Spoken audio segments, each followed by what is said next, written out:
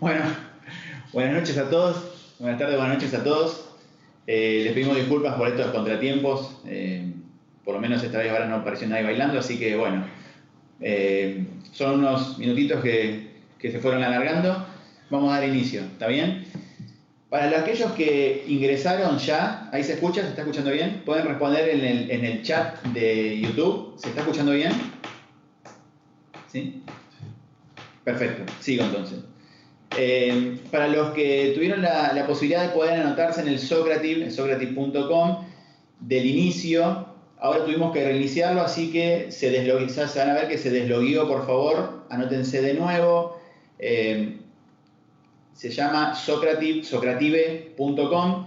Lo que sí les pediríamos es que se pongan en algún otro dispositivo que no sea el mismo donde están mirando YouTube, porque al salir, van a salir para entrar a la página de Socrative y se van a perder lo que se está diciendo en YouTube, ¿sí? Entonces, si pueden tener dos dispositivos, ya sea un celular, una tablet, otra computadora, para que en el momento digamos, la dinámica, puedan seguir escuchando la charla por YouTube y puedan responder por el nuevo dispositivo de la actividad de Socrative.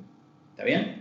La sala, ahí cuando pongan socrative.com, más que nada por ahí los que tengan la posibilidad de trabajar en áreas cerradas, ¿sí? Porque las preguntas son más bien en este tipo de sectores, en este tipo de grupos, ¿sí? Así que por ahí los que tienen la posibilidad de trabajar en áreas cerradas, si pueden entrar de nuevo, socrative.com, ahí les van a ir llevando, es bastante fácil de entrar.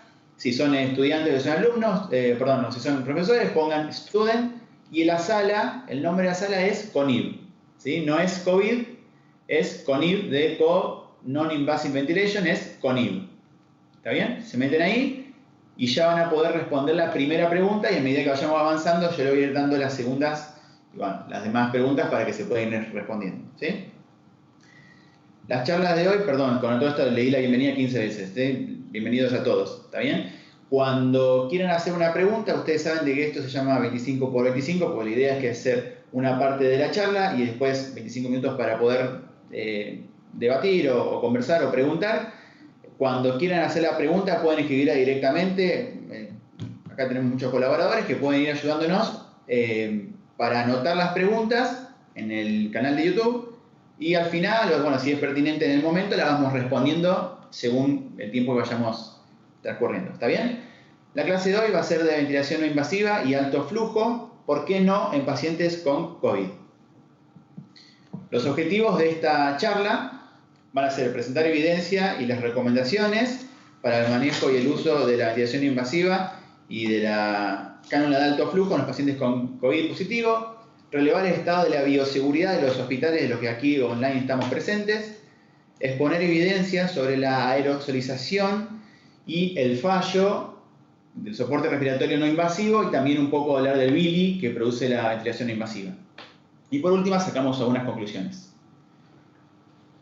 Primero, como justificativo un poco, sabemos que la ventilación o el soporte ventilatorio no invasivo como tratamiento en pacientes con COVID SARS-2, COVID positivo o el SARS-CoV-2, ha llevado con muchas diferencias, controversias, hasta hemos encontrado en la literatura contradicciones de las mismas sociedades científicas.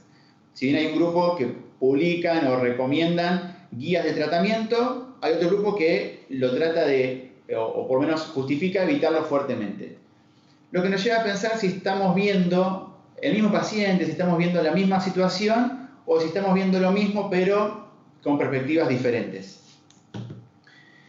Como saben, en la Sociedad Argentina de Terapia Intensiva, en el capítulo de Kinesiología Respiratoria, en las recomendaciones al final, recomienda evitar la utilización del soporte no invasivo debido a, primero, el riesgo que hay de diseminación y también por la evidencia de falla que hay sobre la VNI. La Asociación Americana de Cuidados Respiratorios también en una de sus sugerencias aconseja también evitar la ventilación invasiva en este tipo de pacientes. En las tablas que confeccionaron, en las tablas de VNI de la Sociedad Torácica Americana y la Sociedad Respiratoria Europea, en el 2017 en sus recomendaciones, en la número 9, cuando pregunta si se debe utilizar la ventilación no invasiva en la insuficiencia respiratoria aguda secundaria a enfermedades pulmonares causadas por virus, no se puede ofrecer ninguna recomendación por las incertidumbres que hay en los estudios, ¿no? Cosa que hasta el día de hoy pareciera un poco pasar lo mismo. En la tabla que confeccionan, para la falla respiratoria aguda de novo y para las enfermedades virales pandémicas, no pueden tener una recomendación fuerte. Recordando que la falla respiratoria de novo lo toman como una falla respiratoria aguda hipoxémica, sin enfermedad pulmonar crónica ni insuficiencia cardíaca, y aparte con PAFIs menores a 200, con una frecuencia respiratoria mayor a 30 y con una causa clara como puede ser neumonía, sepsis, etc. La Sociedad Respiratoria Europea, también recomiendo esta página, ahí les dejo el link, tiene un directorio mundial, de hecho, país por país, dice cuáles son las guías o las recomendaciones que tiene ese país para el caso específico, ¿sí? También hay guías de recomendaciones mundiales, hay 3 guías de recomendaciones mundiales, estas 2 parecen ser como las más pertinentes o por ahí las más utilizadas, las más consultadas. Una es la del manejo fisioterápico, y la otra es la de la Organización Mundial de la Salud, que la citan en muchísimos de esos artículos cuando ustedes empiezan a buscar en pacientes con COVID. Con respecto al manejo de fisioterápico, se puede ver cómo claramente en una de sus recomendaciones dicen: desaconsejamos usar la BNI de manera rutinaria en este tipo de pacientes por la falla respiratoria, por la falla que existe en este tipo de pacientes, ¿sí? Y con respecto a la Organización Mundial de la Salud, muchos de los estudios se agarran, si se quiere, de este REMARK 3 para justificar, porque si bien al principio dice que el alto flujo podría ser beneficioso, si se fijan al final, dice que no existe una guía en realidad para utilizar la cánula de alto flujo y que los reportes en este tipo de pacientes es muy limitada. También en el REMARK 4, en el siguiente, dice que lo mismo que la tabla de la Sociedad Torácica Americana y la Europea, no hay ninguna recomendación o las guías de recomendación no pueden ser precisas para identificar o recomendar la ventilación no invasiva en este tipo de pacientes, y que estos riesgos podrían incluir retrasos en la intubación, un volumen tidal alto, con lo que llevaría a la presión transpulmonar, que podría ser injuriosa en el pulmón, ¿cierto? Debido a esto, sugiere que por la alta tasa de fracaso que hay, no se pueden, en los pacientes que vieron con MERS, que es una de las enfermedades pandémicas virales también que hubo, no pueden recomendar la ventilación no invasiva. Pero también existen trabajos, de paso acá, la charla esta queda grabada después, por lo que yo les dejo esos artículos, ¿sí? Por si después alguno quiere profundizarlo, pone pausa, graba o busca los artículos que aquí los dejo, ¿sí? Esta es una serie de trabajos, guías, cartas al editor, ¿sí? De todas las organizaciones o grupos que están a favor y que hacen recomendaciones para utilizar la BNI o el alto flujo en este tipo de pacientes. Por eso en su mayoría son grupos italianos o españoles, como esta, ¿sí? Que esta es una de las que por ahí mejor o más completita está hecha, ¿sí? La Revista Española de Anestesiología y Reanimación. Se reunieron varias sociedades, como ven ahí a la izquierda, la Sociedad Española de Medicina Intensiva, Crítica y Unidades Coronarias, bueno, diferentes sociedades para hacer una recomendación con respecto a este tipo de pacientes y el soporte que se le puede dar. Si bien ellos reconocen que en las patologías previas como insuficiencia respiratoria aguda, de novo, con insuficiencia respiratoria hipoxémica, si el paciente no llega a escalarse hasta el tratamiento con ECMO, y por la tasa de fracaso que hay, no recomendamos utilizar el soporte respiratorio no invasivo en estos pacientes. Sin embargo, hay un grupo de pacientes que ellos nombran que podrían ser beneficiosos. Entonces, confeccionan una serie de recomendaciones, ¿sí? De paso el artículo está en español, así que es muy fácil de seguir. Recomiendan habitación individual, que esta habitación individual cuente con presión negativa y aparte de presión negativa con un recambio de aire de por lo menos una vez por hora, pero recomienda si se puede 12 veces en una hora, ¿sí?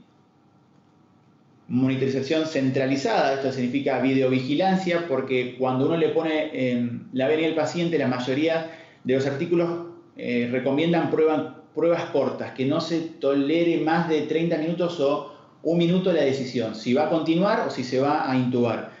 Entonces imagínense que en los lugares donde hay por ahí un recurso humano un poco más limitado, si el kinesiólogo se tiene que quedar adentro 30 minutos o una hora para ver si el fallo lo va a llegar a la ventilación mecánica invasiva, si después no falla y lo quiere seguir dejando, estos pacientes, como todos sabemos, en la ventilación invasiva se corre la máscara, se sale un conector, lo que sea que pase, y la frase que ya todos conocemos, que en las pandemias no existe la emergencia, llevaría a que el paciente la esté pasando mal todo ese momento hasta que nos vistamos de nuevo, podamos acudir al paciente.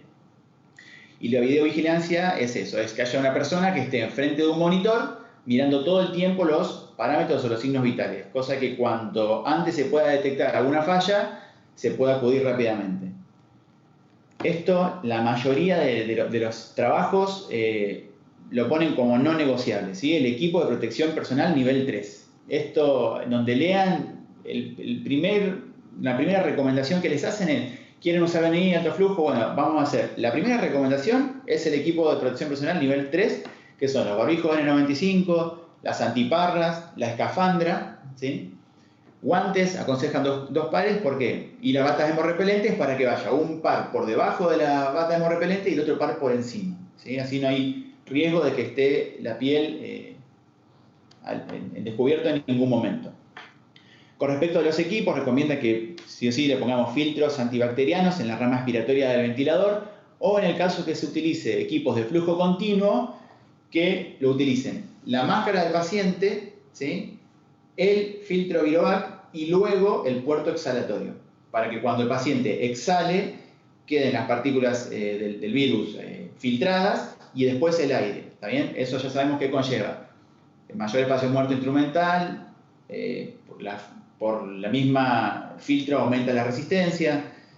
Entonces, en una falla respiratoria aguda tendríamos que estar como muy bien monitorizados estos pacientes si le queremos agregar un poquito más de trabajo.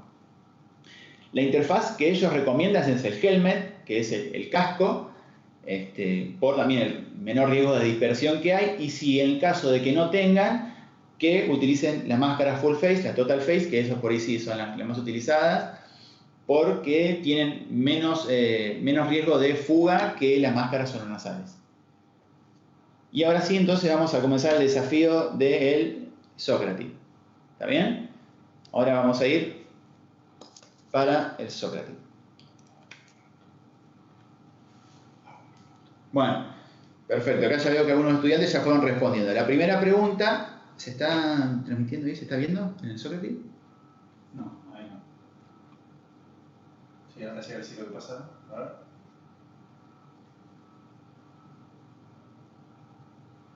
¿Ahí se está viendo el Sócrates? ¿Eh? No sé cómo podemos hacer para que se vaya viendo la respuesta del Sócrates. No puedes saber, lo abriste. Sí, está abierto el Sócrates. ¿Lo cambiaste de botón? Sí. Está por ahí Agustín, ¿sí? O si no, lo puedo dar vueltas en la pantalla. Ahí veo que hay estudiantes que se están de paso que se están conectando. Vamos a tratar de dejar 30 segundos para las respuestas. ¿Sí? Estas respuestas son totalmente anónimas y la intención no es buscar nada en particular con cada hospital, sino en general.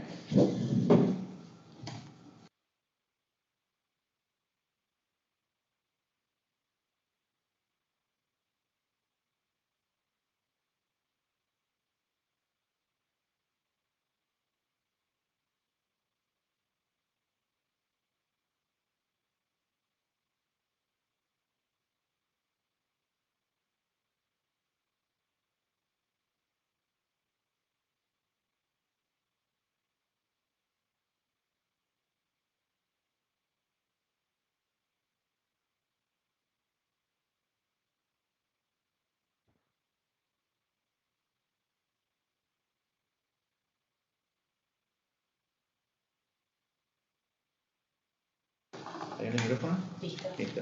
Bueno, gracias. Ahí se están viendo los resultados del Sócrates, ¿sí? Ahí están viendo los que se están...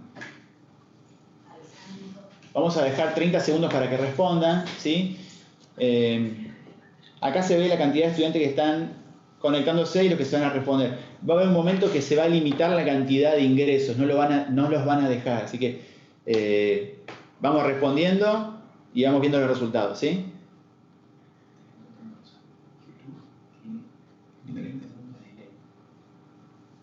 Bueno, la primera pregunta, más bien anecdótica, es ¿quiénes realizarían o realizan BNI en este tipo de pacientes? Perfecto. Casi el 80%, ¿la están viendo, no? Sí. Casi el 80% respondió no, 13% responde sí y 8% se está modificando un poco, pero no sabe, no responde. Bueno, claramente la amplia mayoría responde que no. Se está moviendo un poco, pero no. Excelente. Bueno, vamos a la siguiente, ¿sí? Ahora le va a aparecer la siguiente pregunta, que es, hablando un poco de las recomendaciones de las sociedades españolas y todo lo que ellos fueron recomendando, ¿no? Vamos a ver un poco en nuestros hospitales cómo estamos y cómo está preparado. Primera pregunta es, ¿cuántas habitaciones individuales hay en su unidad cerrada? ¿Sí? Esto es ninguna, de 1 a 3 habitaciones individuales, de 4 a 10 individuales o si tienen más de 10 habitaciones individuales.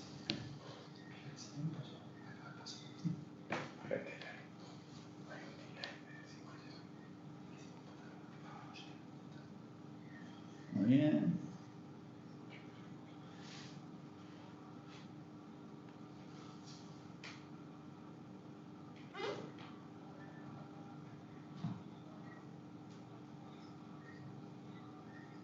Vamos a ir viendo cómo van los resultados. Muy bien. Bueno, casi la mayoría, bueno, perdón, hasta ahora van ganando, en la mayoría de sus hospitales hay más de 10 camas individuales. Perfecto. Perfecto. Muchas camas individuales. Bien. ¿Seguimos? Se van cargando, igualmente después se pueden ver todos los resultados finales, así que cuando ya responden la mayoría los voy pasando. La siguiente pregunta es, de estas habitaciones individuales, ¿sí? ¿Cuántas tienen presión negativa y la posibilidad de hacer el recambio del aire ambiente?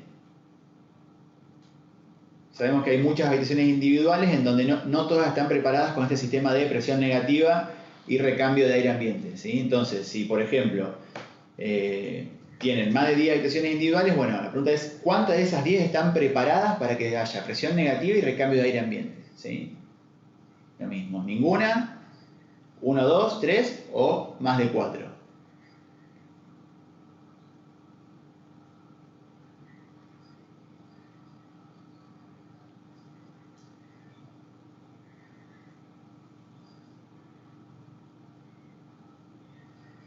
Bien.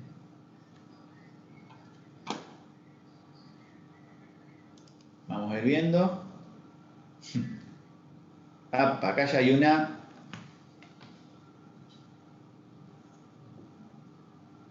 Bien. Por ahora la mitad, faltan algunos todavía, pero la mitad de esas camas no cuentan con presión negativa.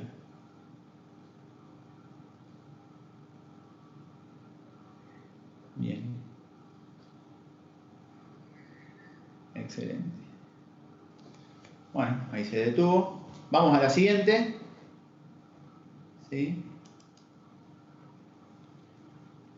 ¿Cuántas de esas camas tienen monitorización centralizada o videovigilancia?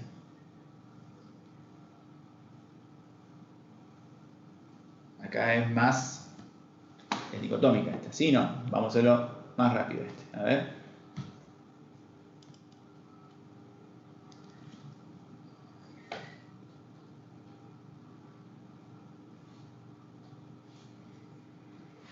Bueno. Faltan algunos, ahí va peleando. Si no, si no.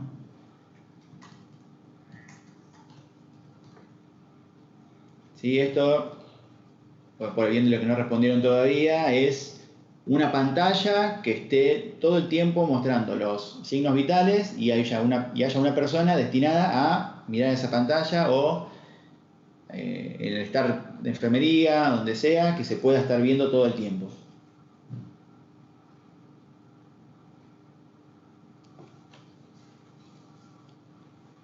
Muy bien. Ahí se detuvo. Si no, si no. El 62% por ahora no tiene un monitoreo centralizado. Vamos siguiendo y al último vemos los resultados si no terminados. Bien. ¿Quiénes tienen equipo de protección nivel 3 garantizado? Garantizado. Esto significa que yo puedo tenerlo ahora en el pico o en el valle o donde sea, pero que le voy a tener garantizado a las gafas, al barbijo N95, a la escafandra, a los guantes y al camisolín hemorrepelente. Le dejamos las botas de gracia. Las botas no han hecho recomendación, algunos y otros no, pero acá no las estamos teniendo en cuenta. Estamos teniendo en cuenta. No se llega a distinguir bien, pero es el nivel 3, es este. Es gafas, antiparra, gafas, escafandra, barbijo N95, los guantes y el camisolismo repelente. Garantizado. Bien, bien. Esto es importantísimo. 100% sí. Salvo que haya alguno que todavía tenga el tiempito para poner no.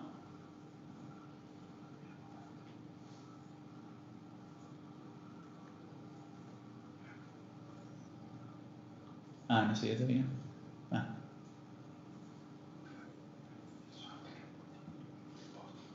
Bueno, igual por lo que estoy viendo, la tendencia es que sí. Perfecto.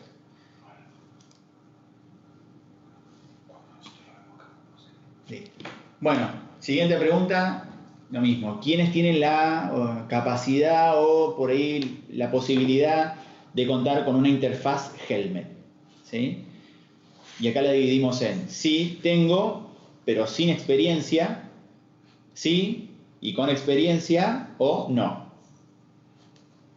¿Quiénes tienen la posibilidad de contar con una interfaz Helmet?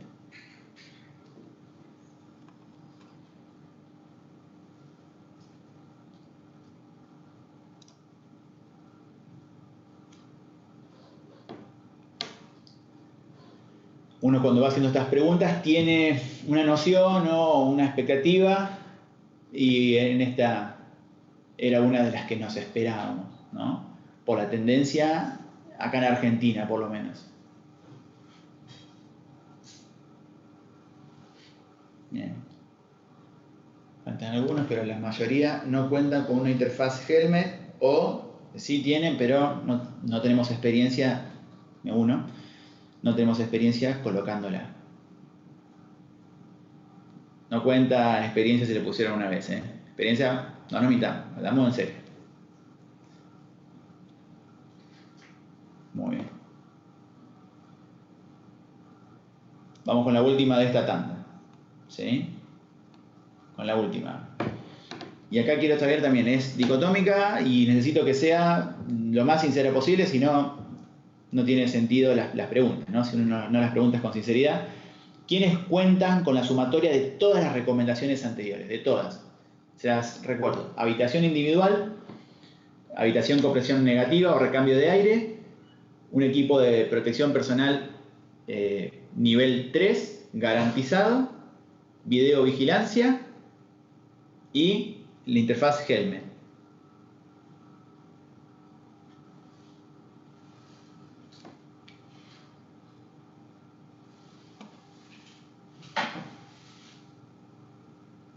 A ver esta.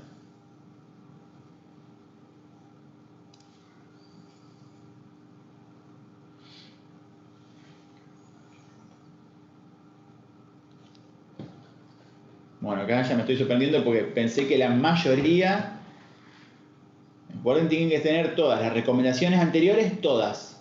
¿Sí? Todas las recomendaciones anteriores. Ahora,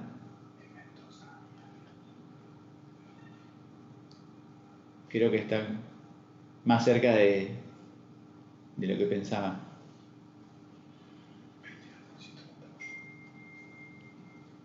Por ahora, así todo, hay un 22%, 21%, 20%, bueno, me va bajando. 20% que tienen todas las recomendaciones anteriores hechas por el grupo español. Bien. Bien. Bueno, esto le van a ir dejando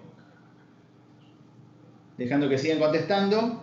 Vamos a volver a la sí. A ver ahí.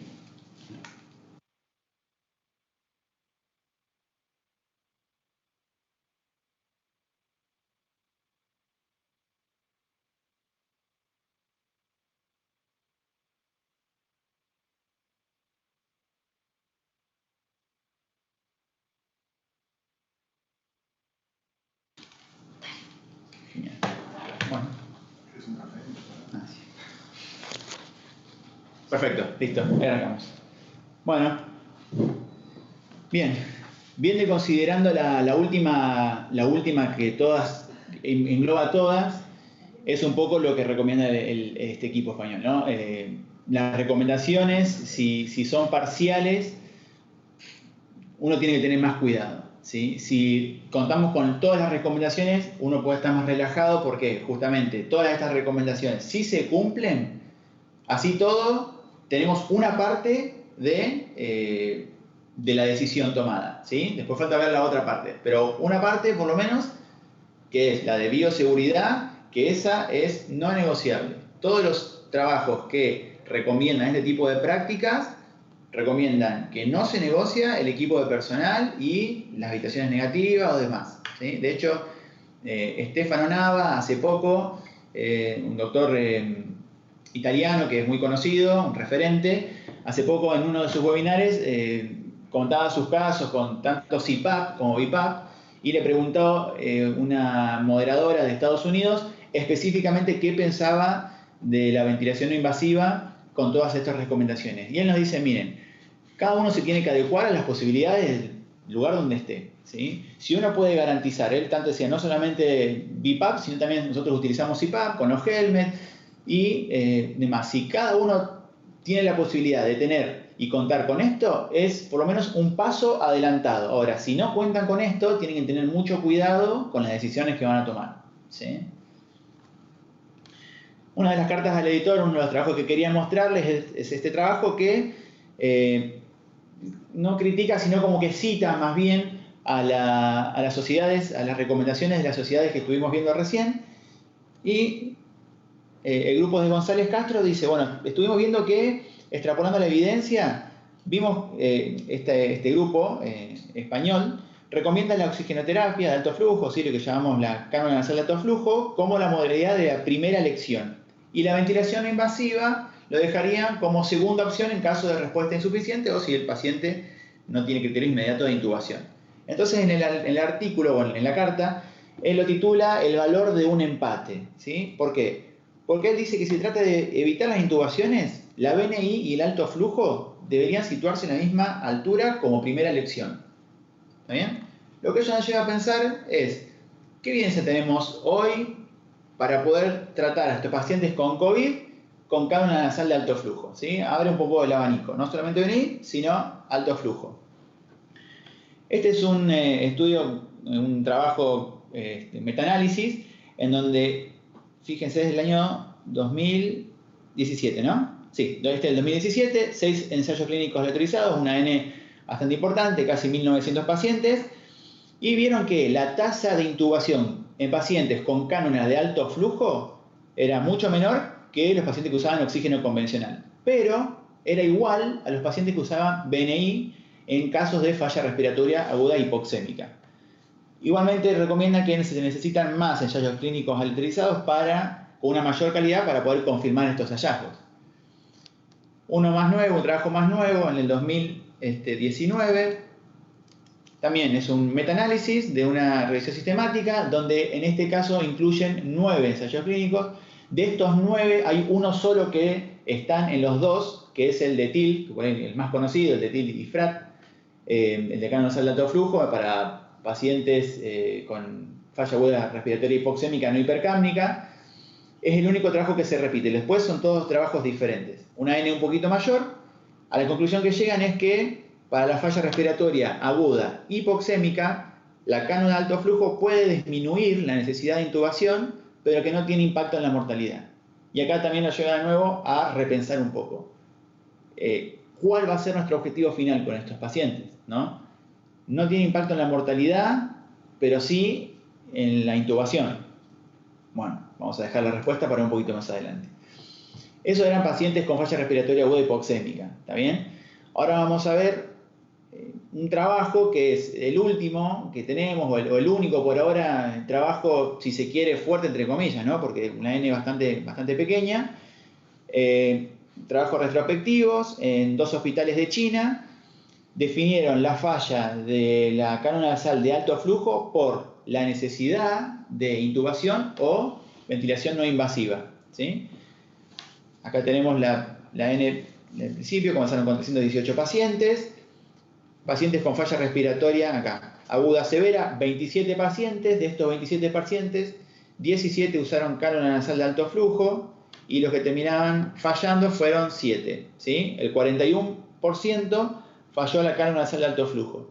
Lo que no nos llama tanto la atención, por lo menos a mí cuando leí este trabajo, es que 0% de los pacientes tenían PAFI mayores a 200. O sea, ninguno de los que falló tenía una PAFI menor que 200. El 63% de los que fallaron sí, tuvieran PAFI menores a 200. ¿No? Que nos lleva a pensar es a estos pacientes con PAFI mayores a 200, ¿cuál habrá sido el objetivo de colocarle la cánula nasal de alto flujo? No por la oxigenación, sino por otro tipo de soporte, ¿no? De estos 7 pacientes que fallaron, utilizaron BNI como rescate, y lo que sí se puede apreciar es que mejoraron significativamente la PAFI después de entre 1 y 2 horas. Comenzaron con una mediana de 114 y terminaron con una mediana de 172. Finalmente 2 se intubaron. Es el único trabajo que tenemos específicamente de alto flujo en pacientes con COVID positivo. Un poco para contar nuestra experiencia, nosotros como hospital italiano decidimos no realizar soporte ventilatorio no invasivo por estos 2 caminos. Uno es por la aerosolización y el riesgo de contagio a los trabajadores, y la otra es por lo que está documentado de falla, de BNI, y el BILI que esto podría llegar a conseguir, ¿no? Con respecto a la aerosolización, sabemos que el SARS-CoV-2 es una enfermedad muy contagiosa, permanece viable en aerosoles durante al menos 3 horas y con mayor estabilidad en el plástico y en acero inoxidable, lo que nos lleva a tener un poco de preocupación porque tanto las máscaras como las cánulas están confeccionadas en su mayoría de plástico, ¿no? Y esto puede llegar a tener un alto riesgo de contagio hacia el personal de salud. También les dejo trabajos por si quieren ir después profundizándolos. Son todos trabajos que fueron viendo la dispersión del aire con diferentes tipos de oxigenoterapia y ventilación invasiva, ¿sí? Básicamente lo que hace estos trabajos es, en una sala de presión negativa, simulan un paciente humano de alta fidelidad, un adulto de 70 kilos que está con la cabecera a 45 grados y miden la distancia de dispersión del aire que exhala por medio de un láser de humo en un plano sagital, ¿sí? Lo que vieron es que en el primer caso, con la oxigenación vía máscara de no reinhalación, a 12 litros por minuto, la dispersión llega a menos de 10 centímetros, ¿sí? Muy poco. Y por ahí, con la ventilación invasiva, con una full face, que es con lo que contamos acá, ¿sí? Acá en Argentina me refiero, casi 1 metro de dispersión, ¿sí? Esto es más o menos como se ve. No es un lanzallamas, sino que es un paciente que está acostado a 45 grados. Esta sería la interfaz y este es el puerto exhalatorio. Claramente en este paciente no le han puesto, como lo recomiendan, los filtros antibacterianos ni nada. ¿Sí? Es un equipo de flujo continuo de una sola rama con el puerto exhalatorio en el codo. ¿sí? Pero esto es como se ve en visualización directa. Esto es un trabajo muy importante, muy interesante, que nos llama mucho la atención, que recolectaron datos de los resultados positivos para COVID, ¿sí? Esto es una habitación individual, acá se puede ver el baño, y esto es una antesala, acá está el pasillo, ¿está bien? Los resultados positivos fuertes, donde más se vieron fue en los pies, ¿sí? En la parte del piso, y después todos los resultados amarillos son resultados positivos débiles, ¿sí? Pero fíjense como todo alrededor de la cama, adentro del baño, lo que zafó fue la antesala y el pasillo. Posiblemente porque estas eran habitaciones con presión negativa, con recambio de aire, en donde la puerta esta siempre estaba cerrada, ¿sí? Y acá solamente entraban los enfermeros, bueno, todo el equipo de personal, y acá sí entraba el paciente. Por eso se vieron resultados positivos en el inodoro y en la bata, ¿no? También hay trabajos que muestran un poco en otros tipos de pandemias virales, como bueno, en el SARS, con el que se llamó el SARS-CoV-1. Esto es un equipo de Toronto en el 2003 que estaban viendo que sus trabajadores estaban contagiando bastante, pese a que tomaban todas las adherencias en controles en los procedimientos, ¿sí? Lo que vieron fue que en este lado, los trabajadores que no desarrollaron SARS, el 17% estuvo en contacto con la ventilación no invasiva, y el grupo de los trabajadores de la salud que sí desarrollaron SARS, casi el 40% de los que estaban contagiados, una N de 96, estuvieron en contacto con la ventilación no invasiva. No voy a ser obsoleto con esto, voy a mostrarle que en la intubación, ¿sí? Los trabajadores que estuvieron en contacto con la intubación fue un poco mayor, ¿sí? La diferencia que nosotros encontramos, porque si uno cree que no debe poner BNI solamente porque esto lleva a exponer a los trabajadores a que se puedan contagiar, entonces uno me podría decir, bueno, pero tuviste más riesgo de contagio con los intubados que con los que usaron BNI, por ejemplo.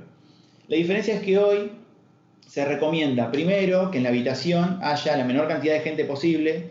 Segundo, que la maniobra de intubación la haga un experto, que lo hacen en la menor cantidad de tiempo posible, con lo que esto llevaría más o menos 10-15 minutos como mucho en la maniobra, y una vez que ya está conectado al ventilador se resguarda con los filtros y demás, ¿no? Y baja muchísimo la cantidad o el riesgo de contagio.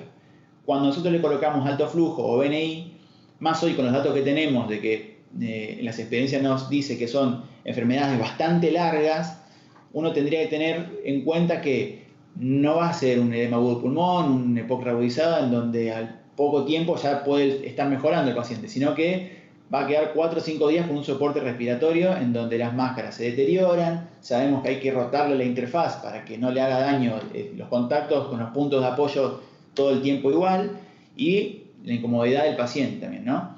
Aparte de lo que consume de oxígeno, un respirador, más o menos, con 60% de FiO2, consumiría 10 cánulas de alto flujo, dispositivos de Arbo, por ejemplo, y más o menos en relación 3 pacientes con BNI. Y hoy sabemos que el oxígeno, bueno, por suerte todavía no estamos en un desborde, pero el oxígeno es un tema preocupante acá en Argentina, por lo menos, porque sigue siendo un material que no es infinito. Entonces, si uno también quisiera hasta resguardarse para poder brindarle la mejor atención al paciente, tendríamos que tener en cuenta que, un paciente que consume una determinada cantidad de oxígeno, multiplíquelo por 3 en una BNI, multiplíquelo por 10 en el caso de alto flujo. Vamos a ir un poco más rápido, si no los aburro tanto con los trabajos. Estos trabajos quedan para cuando los quieran leer, ¿sí? Esto también es una revisión sistemática. Vieron también qué tipo de procedimientos aumentaba el riesgo de transmisión. La intubación endotraqueal, sé que está la profe de MIC, Mariana Celis, no me mate, yo sé que es una N muy corta, muy chica, pero bueno, son los trabajos que están disponibles, ¿no? Intubación endotraqueal, ventilación no invasiva, traqueostomía y la ventilación manual antes de intubar al paciente fueron los reportes que presentaron mayor riesgo de transmisión. Esto también es un trabajo bastante interesante de Arculumarán que nos hace pensar un poco. Al principio está muy a favor él de utilizar BNI en alto flujo, porque dice que la sugerencia para este tipo de pacientes es de la intubación y ARM temprano sin opción a un soporte respiratorio no invasivo. No nos da la opción. Entonces él dice, hay organizaciones que recomiendan siempre y cuando el personal cuente con este EPP apropiado, ¿no? Los elementos de protección personal. La intubación temprana, él se pregunta, ¿no nos llevará a desconocer si estos pacientes podrían haber mejorado con el soporte respiratorio no invasivo? Segundo, como el resultado no es tan pronto, si uno toma la decisión de intubar a este paciente, ¿no tendríamos después pacientes con posteriores test negativos? Y esto no llevaría a quitarle la posibilidad de retirarle un equipo de ARM a otros pacientes con indicaciones un poco más fuertes. En China en el 2020 el 30% de los trabajadores, el 30% eran trabajadores de la salud y se cree que al virus lo contagiaron, lo adquirieron en el hospital. El riesgo de transmisión más alto fue entre los trabajadores de salud que tuvieran a pacientes con baja sospecha clínica. Esto significa, si yo voy a atender el CEA o el CEA es la central de emergencia, ¿no? O una unidad de terapia cerrada intensiva con casos de COVID positivo o sospecha, uno tiene todo el elemento personal y se cuida mucho más. Ahora, si yo voy al piso y estoy un poco más relajado, casi el 80% de estos trabajadores estaban contagiados en el piso de clínica donde no había tanta sospecha o baja sospecha, y una vez que se daba a conocer que el paciente era sospechoso, ya era tarde, pues ya estaban todos en contacto sin tantos elementos de protección. Así todo, el autor termina concluyendo: aceptamos que la seguridad de los trabajadores es primordial y ya que muchos de esos trabajadores se han contagiado en sus hospitales, creemos que la solución es mantener protegidos y saludables a los trabajadores, no solamente para que el trabajador esté bien, sino para poder atender a los pacientes, porque el recurso humano también es un recurso que es finito. Si nos contagiamos y nos contagiamos entre nosotros, después, ¿quién atiende a los pacientes? Con respecto al fallo de la BNI y a Billy, vamos a dárselo rápido, así también no los aburro tanto. Este es un trabajo de la doctora Estensoro y Ríos, un estudio de cortes prospectivo multicéntrico. Esto es en la otra pandemia que tuvimos acá en Argentina, que es la de la influenza A, en este caso la del subgrupo de H1N1 en el 2009. De todos los pacientes que entraron, casi el 30% de los pacientes usaron BNI, pero fíjense el grado de intubación posterior, casi todos, ¿sí? Y estos eran pacientes con enfermedades virales, como es muy parecido a la del COVID, ¿no? Acá también tuvimos el orgullo de tener a nuestra compañera Vanessa Ruiz. El año pasado publicó este trabajo, que es un estudio de corte retrospectivo en el otro caso en su grupo de influenza A, que es el H3N2. Eso también, fíjense que de los 34 pacientes, casi el 70% usó BNI y el 50% falló. O sea, son reportes de fallos de enfermedades respiratorias virales bastante altos, ¿sí? Por eso es que una de las recomendaciones, no solamente por la selección, sino también por el alto fallo que tienen este tipo de pacientes. Eso respecto a Argentina. Internacional tenemos el trabajo de Masclans, lo mismo, vio el porcentaje de falla en el tipo de influenza H1N1 en España, una N un poco más grande, 26% usaron BNI, 60% falló y requirió intubación y asistencia respiratoria mecánica. Lo raro de este trabajo es que él dice que el fracaso de la BNI se asoció con una mortalidad similar a los que fueron intubados desde el principio, ¿sí? Lo mismo que confirmaba los trabajos que les fui nombrando, que en donde hay diferencia de falla en la tasa de intubación, pero no hay diferencia en mortalidad.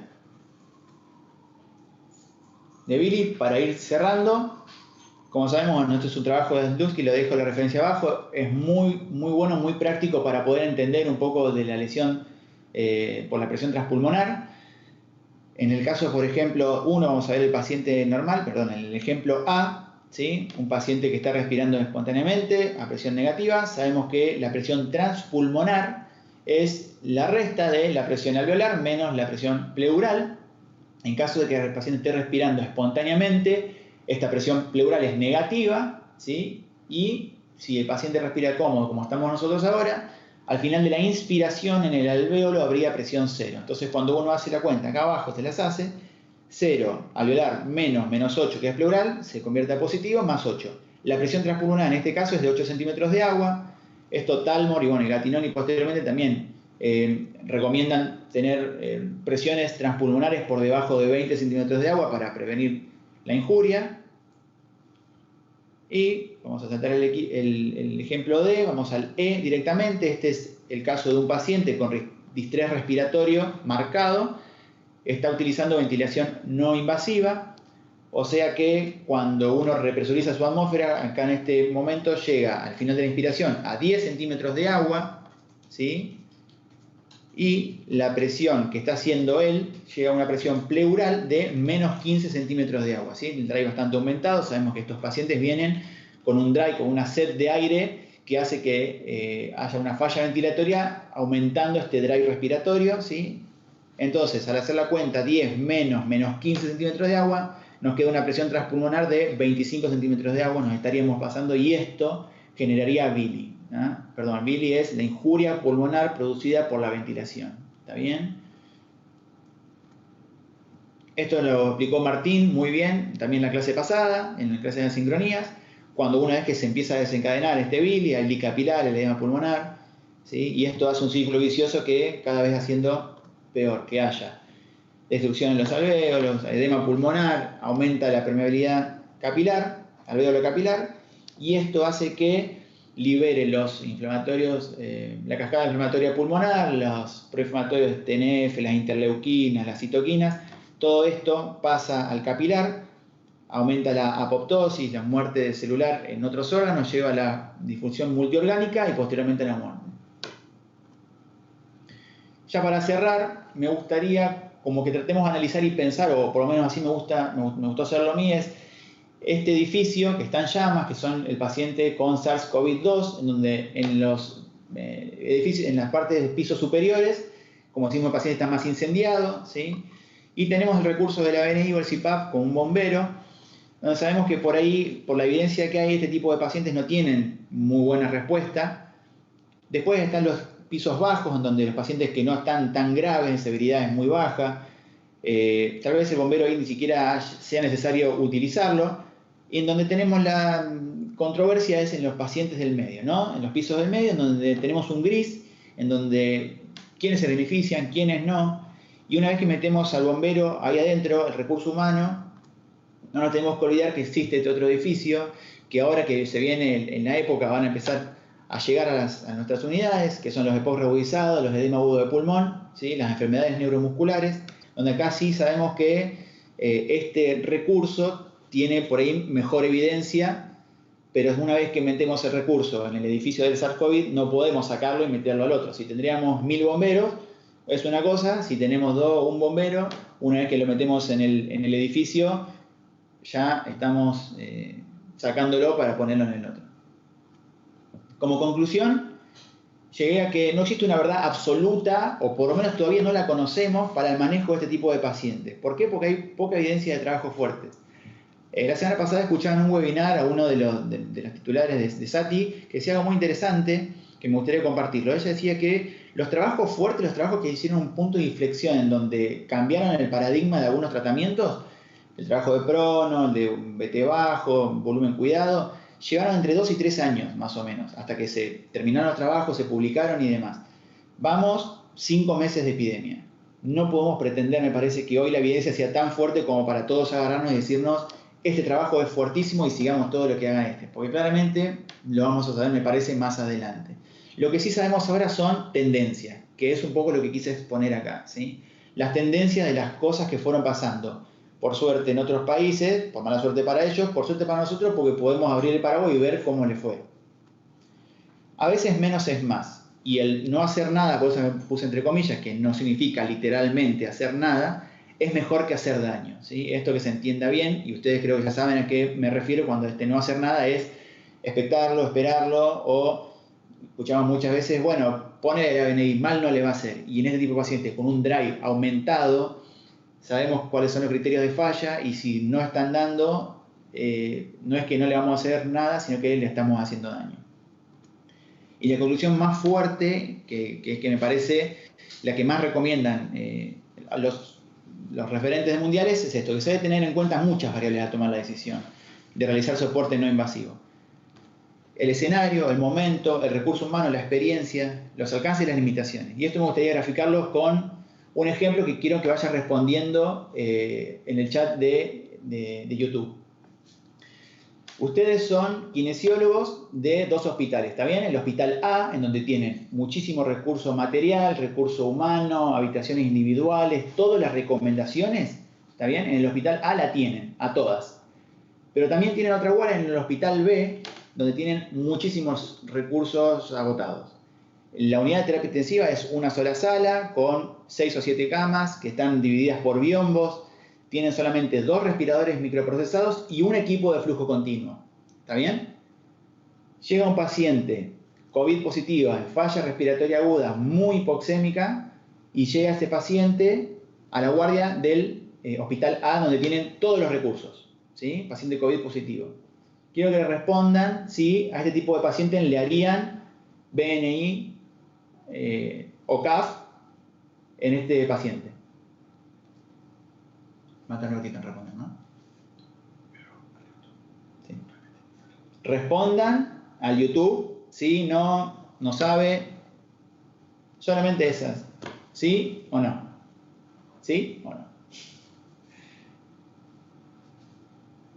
¿La tendencia? Tendencia es suicidio. Nada. ¿No? Para ahora.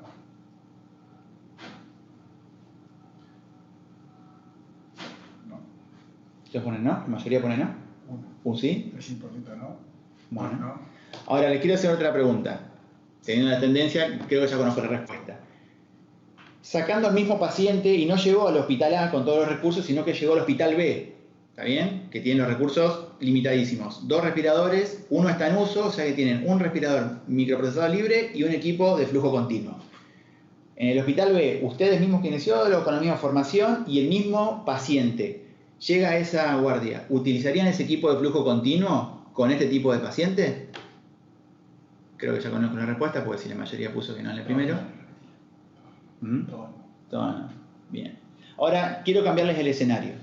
Viene un paciente con edema agudo de pulmón, en donde no tiene fiebre, no tiene ninguno de los síntomas compatibles con SARS-CoV.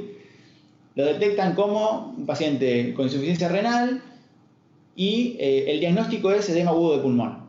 ¿Está bien? Lo llevan a otra parte para que no se mezcle con los pacientes positivos y están en el hospital A, donde tienen todos los recursos, un paciente con edema agudo de pulmón. ¿Utilizan un equipo de ventilación invasiva para hacerle BNI a este paciente?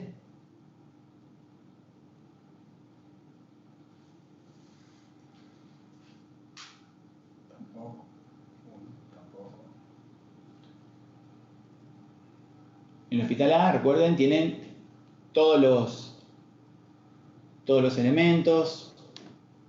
Es paciente COVID negativo, o sea, no tiene sospecha. ¿Está bien? Está detectado como solamente diagnóstico de edema agudo de pulmón.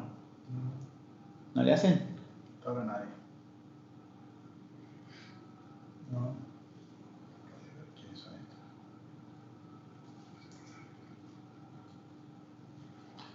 No, todos no. ¿Casi todos no también? A ver, busca. Sí. Y ese mismo paciente, ¿sí? Recuerden que es un edema agudo de pulmón. ¿Está bien? Viene el resultado rápido, de las 8 horas, la están esperando. Y el resultado es. Uno que sí, otro que sí, otro que sí. Ahora están diciendo que sí. Ah, capaz están respondiendo a la pregunta anterior. Sí. Ok. El segundo, sí. Ah, el segundo lo están poniendo venir. Perfecto. Lo mismo ahora. Sacan ese paciente, sacan ustedes y van al hospital B. ¿Está bien? Un solo equipo flujo continuo, paciente con edema agudo de pulmón, sospecha de COVID negativa, rotundamente, hacen el diagnóstico de edema agudo de pulmón y tienen un equipo de flujo continuo disponible en el hospital B, en donde tienen menos recursos. ¿Le harían ventilación no invasiva con ese equipo de flujo continuo a ese tipo de paciente, a ese paciente?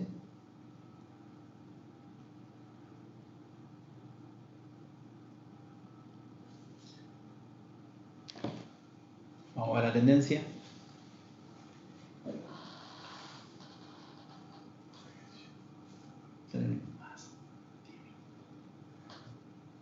Dice que sí.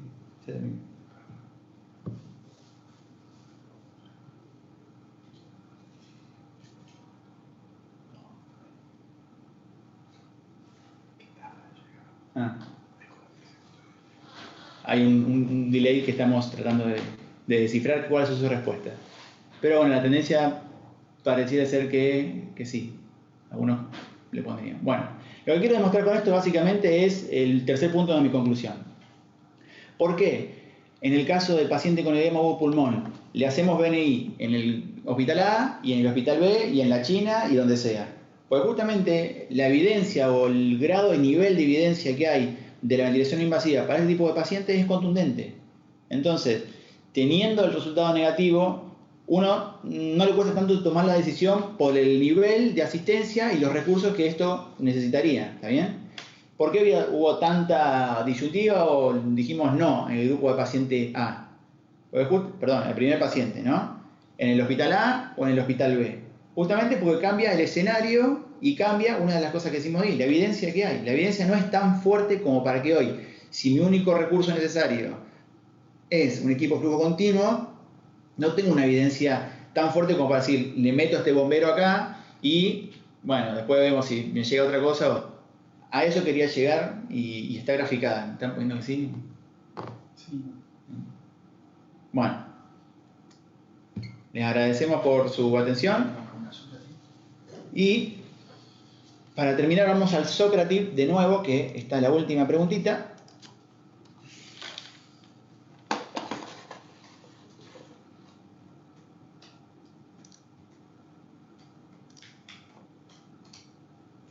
En donde dice, después de esta charla o debate, que ahora vamos a comenzar en realidad, queremos ver si hay alguna diferencia entre la pregunta 1 y la de ahora. ¿Quiénes utilizarían CAF o BNI en este grupo de pacientes?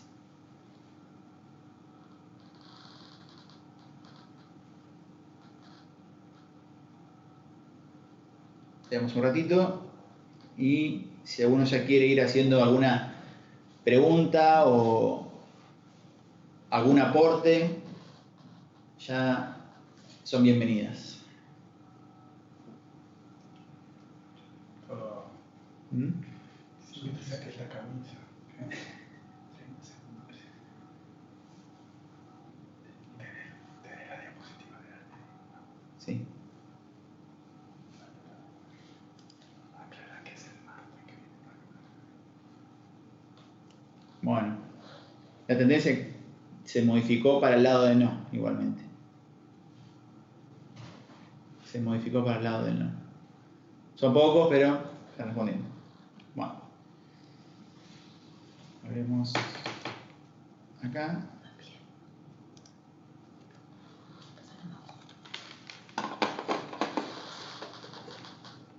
¿Hay alguna pregunta? Aclaración.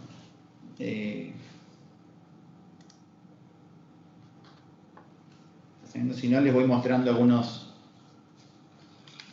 diapos de color que fui encontrando por ahí.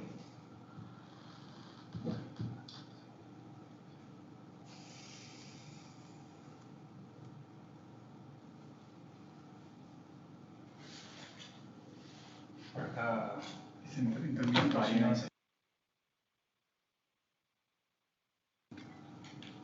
Tiempo es lo importante. Ahí están diciendo del tiempo y de las pruebas que se están haciendo.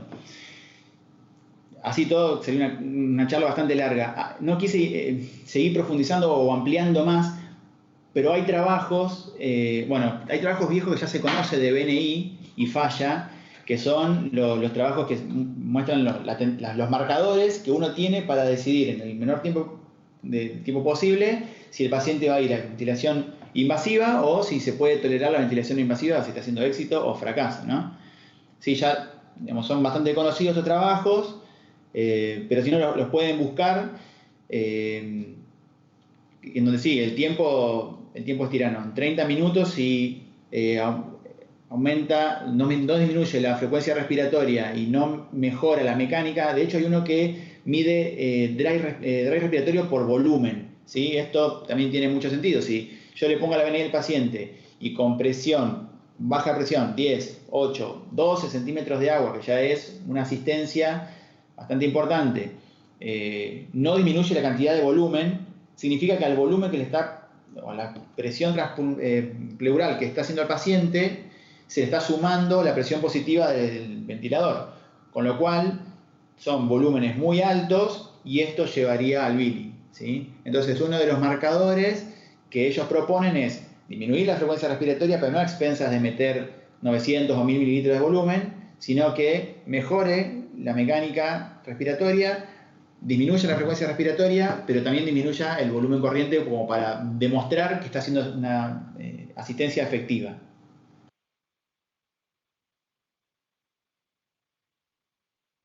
El 80% sin disnea. ¿Ahí qué se hace? CAF, BNI, intubación directo. Bien. Yo creo que un poco también está en juego lo que hablamos recién, ¿no? De los recursos que tenés cada uno. Y Juan, muy buena la pregunta de Juancho. Mirá, estoy a demostrar.